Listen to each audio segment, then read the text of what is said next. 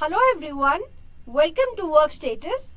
In this video, we are going to share information on the setting that is start time preference. For that, you have to come up to the side menu, click settings and under timesheet, click start time preference. Now this settings define a default start time for manually added timesheet to ensure the accurate tracking of the activity duration. You have to just enter the start time from here.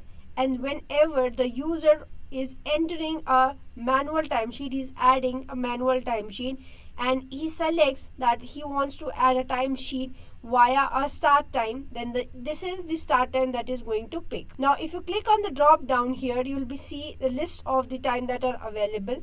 You can select among here and then once you select it, this gets saved for the globally purpose. Now if you want to change the time with respect to the individual of organization, against each name, you can just click on this drop down arrow.